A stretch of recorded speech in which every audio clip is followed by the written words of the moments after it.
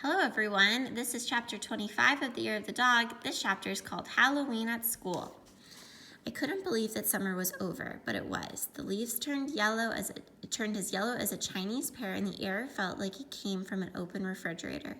Too soon it was time to go back to school. Lissy took the big bus to junior high school, and Kiki went with me to the bus stop. Kiki was in kindergarten now. My new teacher was Mrs. Pitterassi.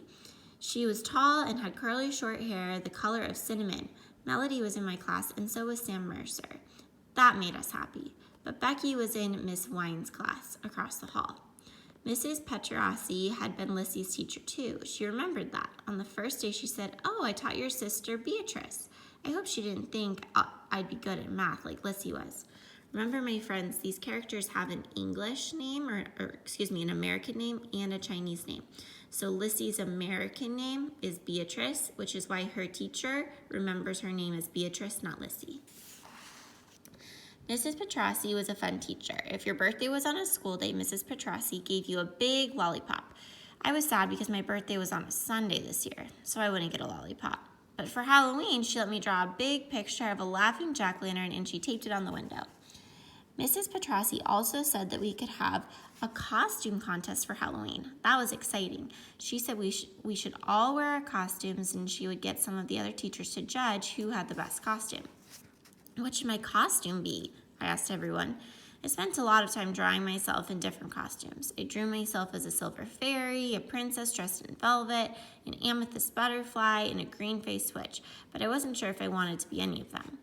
No one helped me come up with more ideas. Lissy said I should go as a thing, like her. That meant painting your face pasty green, putting on a shower cap, and wearing Dad's doctor gown. She always went as a thing.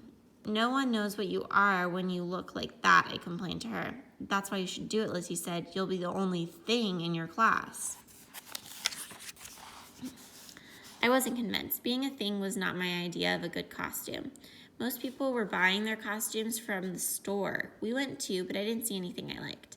I didn't like the masks that came with the costumes. They were hard plastic with cheap colors and fake smiles, and you just tied the masks around your head with a rubber band. They didn't look real.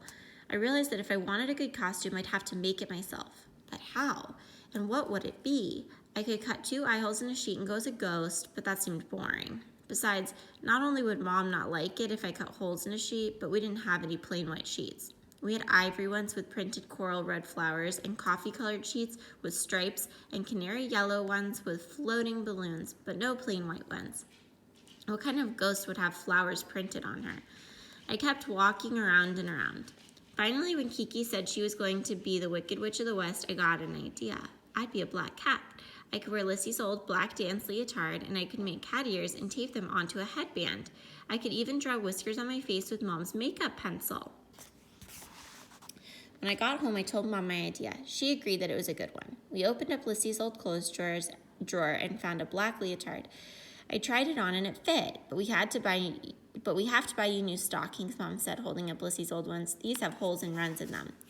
I couldn't wait for Halloween after that. I made Kiki and Lissy promise not to tell anyone what my costume was. I didn't even tell Melody.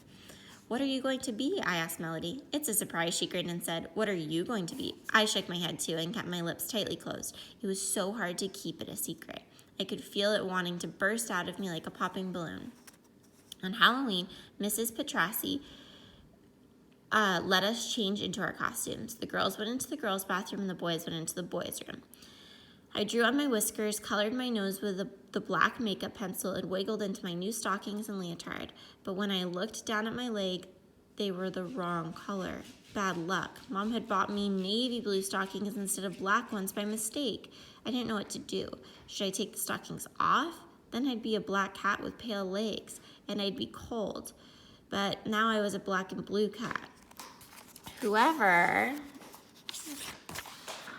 heard of a black and blue cat before?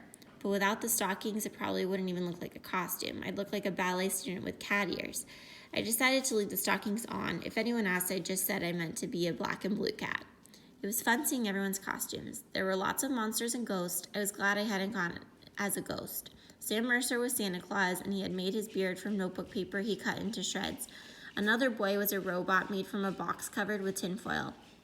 But the funniest one was Melody. She had cut a hole out of a laundry basket and put it around her waist. Then there were clothes filling the basket. "I'm a basket of laundry," she told us. Everyone's desks were laid out for a party. At each desk there was a cup of apple cider, an orange frosted cupcake with black and brown sprinkles on it, some candy corn, and an apple. Mrs. Petrossi was playing some creepy music. Some other teachers were sitting at the big table ready to judge our costumes. We paraded around them before we sat down.